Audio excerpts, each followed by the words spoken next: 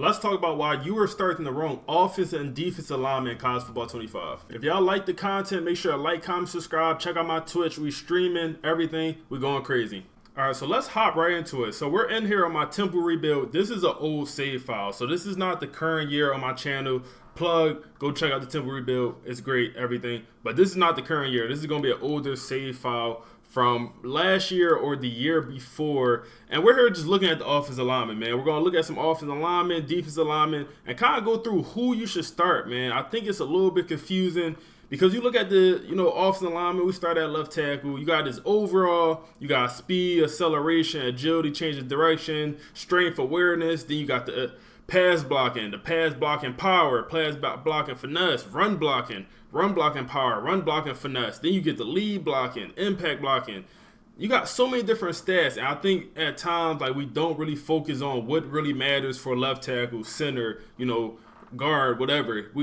Each position got a little bit different what really matters when it comes to our attribute, and then also the defensive player they're going against. All right, so let's come over here to the actual depth chart, and let's look at left tackle, man. We're going to go through each position, and I'll say all these stats matter to an extent for O-line, except for change of direction. I feel like change of direction the only one that really does not matter because we just don't really care for our O-line changing direction. Even when they get to the second level, we don't care for that.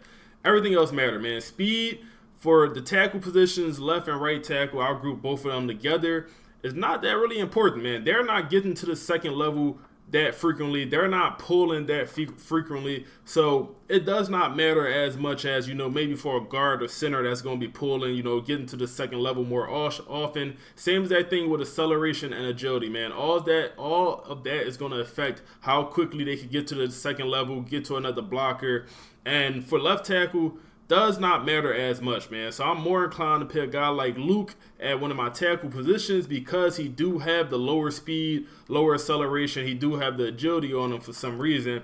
But we also look at strength, man. Strength is going to determine how long that O-lineman can hold the block, man. So having good strength on any O-lineman is good. It's not I wouldn't say it's a complete deal breaker. I'll probably say 85 is, me personally, the lowest I feel comfortable having an O-lineman with strength, man. If it's under 85, I'm actively looking to replace that player. But if he got over 85, I'm good with that. Awareness is also going to impact how smart that person is, man. Whether, it's double team blocking, or combo block, getting to the second level and actually picking up that extra block, or, allowing a player just to, run right past them. It might be a glitch in the game, but awareness is supposed to affect that, man. How aware they are, if they send an extra rusher, if they do a stunt, I know it's not really stunts in this game, but if they do a stunt and that D tackle coming out to the outside, that left tackle going to kick over and pick up that block, awareness is supposed to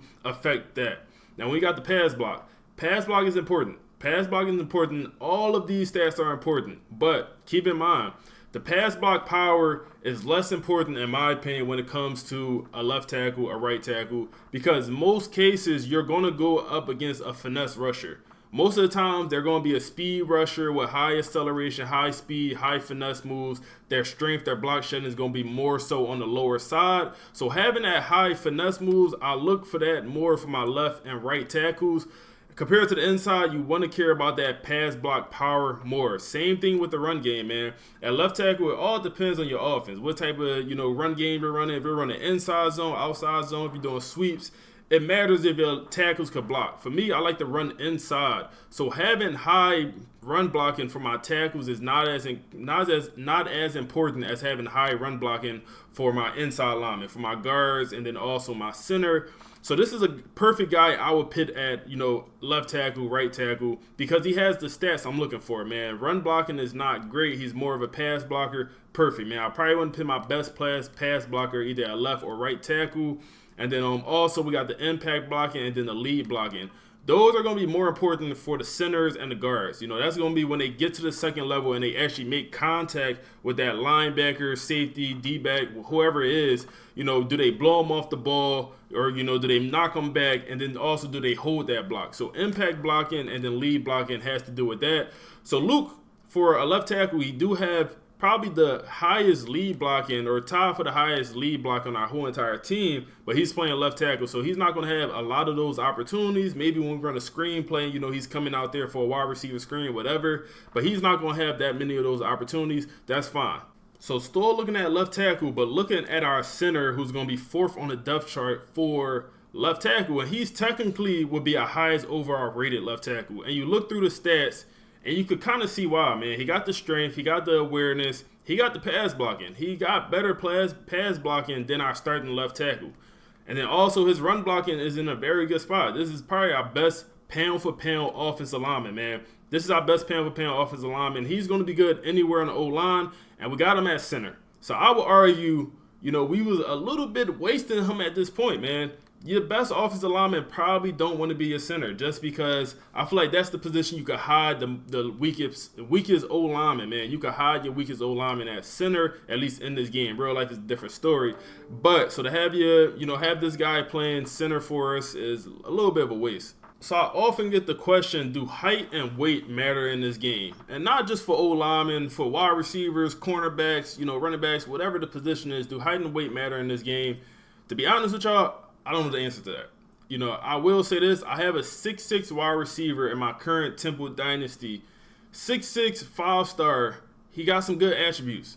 I cannot tell he's 6'6", man. If I throw a jump ball to him, he's not coming down with it most of the time, man. He's probably not coming down with it 25% of the time at all. So I cannot tell he's 6'6" whatsoever. He moves like a normal player. He's fast, all that. And I also play with a 5'9" player who plays normal. You cannot tell he's 5'9". So do height and weight matter for wide receivers? I would lean more so on the no side. When it comes to O-line, I like to think it does matter, man. I like to think at least weight matters. Height, I don't know. I like to think at least weight matters. So when I'm looking at my O-lineman, I'm looking at this, man. So I already talked about Luke. He's 6'5", 285. That's fine. I like to have, my whole O-lineman over 300 pounds. It's fine, man. This is college football. It's not going to be, perfect, especially when you're recruiting with a small program. Now, our starting right tackle. Kevin, let's go over here to right tackle real quick. We didn't even start him, but he's our highest overall right tackle, actually, when you look at the right tackles. But Kevin, he is 6'5", 270. That's a little bit light, man. I can't lie. That is a little bit light for my liking. So I'm more inclined to move a guy like this to center, maybe even guard. I'm more inclined to do that. He is a pass protector, but I also don't like the idea of a pass protecting center. I want my center to be more of a, run guy, a power guy, maybe even agile, just because, our center is usually not having anyone lined up over his face. He's usually not, pass blocking. He's just helping other guys in the pass blocking game. So having a pass blocking center is not ideal for me, but also having a right tackle with 270 pounds is not ideal in my head either. I think the perfect answer for this guy is probably moving him to either guard or center, man. I don't think he should be playing tackle. I think you should move a guy like this to guard. He got some solid speed, acceleration, agility is 70. Strength is not great, 81 strength. He got some awareness. Pass blocking is solid. He got some solid overall stats, man. You go and run into some old linemen that don't develop very well. Y'all will see it. Y'all probably already know. This is a guy that has solid stats all across the board. So we got to appreciate that, man. You got to appreciate that. Mid-80s, all across the board. He could play. My only concern, like I said, just 270 is a little bit concerning for me, even though it might not matter in this game.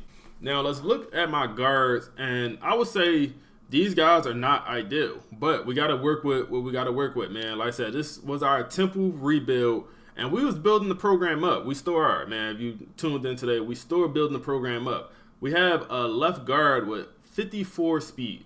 That's not great. He might be the slowest old lineman on our entire team, and we got him playing guard.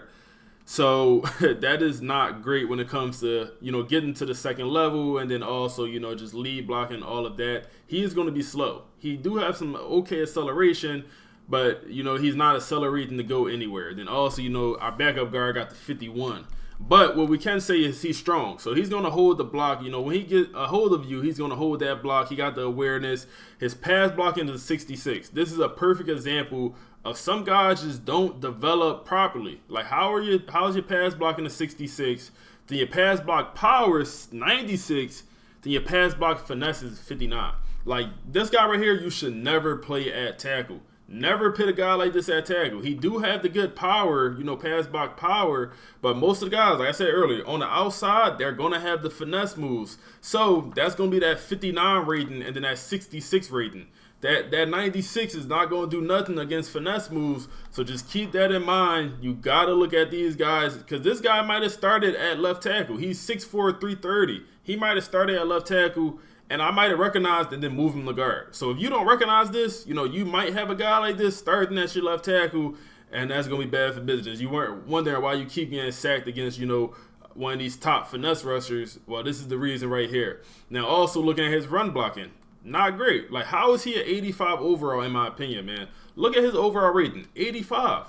How is he at 85 overall? Run blocking 75, run block power 85, run block finesse 71, pass block or lead block and impact blocking, not great. Like, this is not a great old lineman to me. Just because he got this high-ass pass block power, everything else is dirt. Everything else is dirt. I would much rather have a balanced old lineman like Kevin. I would much rather start a guy like Kevin in this position. And he's a 79 overall at left guard. He's a 79 overall left guard. He got the speed I'm looking for, the acceleration. Only thing, his strength is low. We recognize that. But we're getting a more well-rounded player. Awareness is there. You know, all the blocking is in a solid spot. More well-rounded, man. So I would personally, you know, if I noticed this, I would probably start Kevin. I would at least consider it. Pick Kevin in this position. One thing, you know, I'm also looking at, you know, this guy's a senior. This is the best, you know, he's a senior. There's no more. He's maxed out. So, you know, considering that as well. So we already talked about our center. He's good. He could probably start at left tackle for us, but we're using him as center. And, you know, we probably could switch our left tackle and our center literally. Like, Luke Watson is our left tackle. He's an 88 overall center. And at left tackle, he's an 84. And then our center is a higher overall at left tackle. So, you know, you could do that. Overall, it's not everything. You know, looking at their attributes, I think it also makes some sense. But I want to also, last thing on the O-line, I want to look at our guy, Joe, our redshirt freshman right guard. We haven't started that right guard. He's an 85 overall. Speed is solid. That's the highest speed we have at the O-line. Acceleration, not great. He has a 76 strength. Like, it's not ideal. 76 strength. Like I said earlier, 85 strength, I feel comfortable. Like, I'm not looking to replace you with 76 strength, and it's not probably going to develop. You probably not a long-term starter, man. You probably don't have a secure job, at least not on my team. His pass blocking is pretty good. I'm more inclined to put a guy like this at left or right tackle, man. I can't lie. I'm more inclined to pick a guy like this at left or right tackle, because those guys on the ends, those guys are going to be pass rushing. They probably also don't have super high strength because they're finesse rushers. So, you know, they probably won't have super high strength. Compared to the inside, you're going against a lot of D tackles that's going to have the power moves. Like I said, you're rarely going to see an inside guy with finesse moves. You will see it, though. So I'm more inclined to put a guy like this at left tackle. So right here, we got him at guard. Like I said, this is an old rebuild. This is not current day. I would put a guy like this at right or left tackle, especially when he got the solid pass blocking, man. Pass blocking is solid all the way across the board. His run blocking is not terrible. It's not great.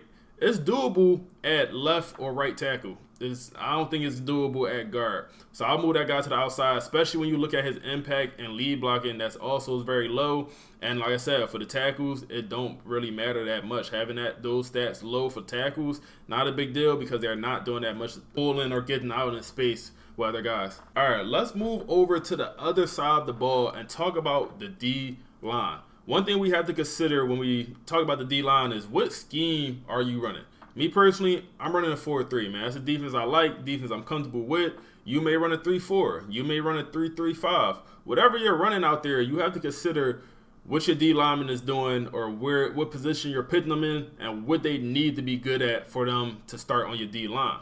For me personally, like I said, I'm running that 4-3, so I like my 2 D tackles. I like one run stopper, one guy that can rush the passer, whether it's finesse or power moves, and then both my edge guys, I want one finesse guy and maybe one power moves guy on the outside. That's typically what I like, or 2 finesse guys on the outside. I'm fine with that. For 3-4, you might want all run stopping guys in the middle, and then, you know, your linebacker's going to rush the passer, whatever you like. Realize, you know, how to construct your D line. This I'm breaking down for a 3-4 defense. So here, Glenn Lawrence, You know, like I said, we was a small school, Temple, 1-star. We had to work with what we could work with, man. We didn't have, you know, ideal players, and we ended up getting Glenn Lawrence, a guy right here. He was a D tackle that we converted to end. We converted him to rush the passer because I thought he could. You know, he is 296. His speed is not great. Acceleration not great. He do have strength. He's strong. And he do have some high power moves. His block shedding is solid for a defensive end as well.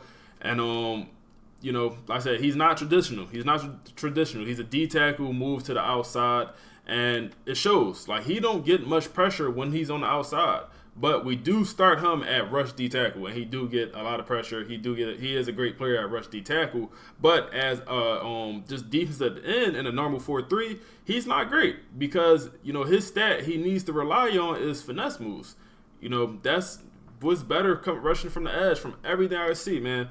Every game I play, speed, acceleration, and finesse moves is good to have on the outside, man. That is going to be ideal, but we was in a tough spot. We don't have any real speed rushers. We literally have one speed rusher on our entire real roster, man. Marquez Nunn, he's a linebacker. You know, he has some speed, but we only really have one true speed rusher on our team, and that's going to be Demarion White, who is going to be our other starting defensive end. But, you know, some things that's important, I said the speed, acceleration, strength, and then also power moves, finesse moves. Block shedding also is important, man. Block shedding is also important when it comes to getting off them blocks. And then also consider, you know, they might do the finesse moves, they might do the power moves, they might get clamped up. But if you have good coverage, then that block shedding might kick in, and then they're going to shed the block and able to get that sack. And, you know, that's also impactful. So you may have some guys with low finesse moves, low power moves. They getting a lot of sacks. They probably cover sacks. You know, they shedding the block after a while. You know, they finesse moves are not getting it done, or they power moves not getting it done. Move over to the other side. We have Demarion White. This is going to be our best edge rusher to this point. And you think, like, his finesse moves is only 83. His speed, man, he is our fastest D lineman, man. He's our fastest D lineman by a lot. 82 on the speed, 93 on the acceleration, 99 on the agility. His strength is low, awareness is low, play recognition is pretty high, but he gets the most pressure. He led our team in sacks because he has that high speed coming off the edge. So that's important. He also have an ability, quick jump. That's another good ability to have, man. Able to snap off that ball very quick. He do have some good tackling. Pursuit is also going to be important. That has to do with, you know, are they able to track the quarterback? You know, are they able to, you know, track the running back, whatever. So that's also important to have for the D-line. And now let's look at the D tackles, and I hope y'all see why we moved Glenn Lawrence over to defensive end, because our D tackle room is deep. We have a lot of D tackles with, you know, solid overalls in this room. So we moved that guy over. But one thing that really matters for D tackle, I think, is a little bit slept on, is speed and acceleration. You know, you might be able to get off the block. You might have the high power moves, high finesse moves. You get off the block, but if your speed a 50, can you catch him? Like, can you tackle the running back unless he's right in front of you? So having, you know, some D tackles with some speed, we don't have any on our roster right now. But having that, you know, even run stopping defensive end over to D tackle, he might come in with a 70, 75, 80 speed. You know, that's also a good idea to do. His strength is probably not going to be great. But I feel like strength is not as important as the D-line, because we literally have a guy with 99 strength in my current Temple rebuild, and he just get pancaked left and right. So, you know, strength does not seem to be, you know, the say-all, be-all, at least for the D-line. But rushing from the inside, power moves seems to be what works, man. Like I said, Glenn Lawrence, we have him at rush D-tackle, and then, you know, when it's not a rush situation, he's coming off the edge. When he's at rush D tackle, he is a great player, man. He is getting a lot of pressure, but from the edge, with them power moves, he is not doing nothing. So keep that in mind. Inside, having them power moves seem to be ideal, man. That seem to be the best way to go about it. Finesse moves, listen, it's hit or miss. It's hit or miss from the inside, man. Another thing that's very important for the D tackle, y'all probably know, block shedding, man. You want to have your D tackle to have some type of block shedding, to be able to shed the block and then also get over there and make that tackle. Tackling is another thing that's, you know, fairly important. I'm not going to say it's the say-all, be-all, because all the D tackles, all the D linemen seem to have, you know, mid-80s tackling, and that's enough, man. That's honestly solid. Hit power seem not to be that important. Maybe it do force a little bit more fumbles. Pursuit is also important, but having the pursuit with the speed and acceleration is important for the D tackles. And next, let's come over here to rush ends and know the difference, man. Like I said, at this point, we was messing up. We had Jawan at rush left end, and I was wondering why he was such a bad player at rush end, man. Like, he was getting zero pressure. Zero pressure, I promise you. His stats look crazy. 95 finesse moves, like also with some 88 strength, and he was getting zero pressure. And what I realized, like, he's 290. He's, only got the 77 speed. Acceleration is not great. Agility is not great. He's strong, bulky. He's not a good power. He's not a good rusher off the edge, man. As soon as we moved him inside, he's having a crazy season. In my current season, we moved him to the inside. We got him rush D tackle, and he is balling, man. I think he has like double-digit sacks to this point. So moving him inside is the factor, man. And then also consider he's a finesse move guy. Like I said, I prefer power move guys on the inside.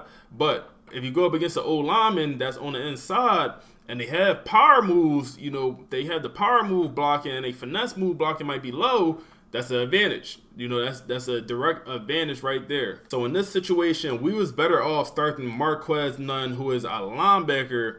Better off starting him at rush end, even though his finesse moves is so much lower, only at 81, but he got the high speed, high acceleration, high agility. He's going to be able to, and we start him this current year at rush end, and he's going crazy, man. He's also having a good season when it comes to sacks, so keep that in mind. Then for the other rush end, we got Demarion White, who's, like I said, our best pass rusher from the edge, so obviously got to start him. Then this is where we have Glenn Lawrence moving over to the inside, man. Glenn Lawrence moving over to the inside, and this is where he gets his money. This is where them power moves, and he really gets a lot of sack, a lot of pressure from the inside. And also, even looking at the overall, like I said, Jawan, we should have been moved him to D tackle, and even looking at his overall, he is a better overall as a rush D tackle. We should have been made the move. We're just being a little bit oblivious, trying to do what we want, and we should have just been moved them to the inside, at least when it comes to the rush D tackle. So, don't make my mistakes, man. I'm trying to teach y'all so y'all don't make the same mistakes as me. I also want to mention, I'm sure a lot of people already know, but rush D tackle, that's going to be the package when you bring in, your nickel, your dime, your quarters, whatever. That's going to bring out your rush defensive ends. It's also going to bring out your rush or on your sub linebacker, and then also you're going to bring in, more cornerbacks on the field, whatever, safeties, whatever you put at those positions. It's bringing more of a pass stopping defense on the field. Last thing I want to say for y'all, man, y'all could look at other teams' depth chart. So say you playing Tennessee, you come in over here, maybe you want to look at, their left tackle. See who their left tackle is. See what he's good at. He's great at pass block power. He's great at pass block power. Pass block finesse, he's not. So I want to make sure I'm starting at my defensive end, that's going to match up against Larry Johnson. I'll make sure I want to start a guy with high finesse moves. I want to put my players in the best position possible. I know that's, doing a lot, doing whatever, but if you that invested, if you really want to win a game, whatever, you could literally go in here, see who's starting, and you create matchups, man. That's what players or coaches do in real life. Create matchups, and you start your power moves guy. We start Glenn Lawrence against this guy. Glenn Lawrence is in the box all day. He don't got no finesse moves. He's in the box all day. We put Demarion White on this side, he has the high finesse moves, he's going to go crazy. So it might be as simple as, flipping your D lineman to the other side so, you creating the proper matchup that you want that's going to put you in, the better favor. But man, that's all I got for y'all today. If y'all learned anything at all, if y'all found this video useful, make sure y'all like, comment, subscribe, man. I started a 32 user online league with Alshon Genty and Boise State. If you want to see that video, click the screen right now.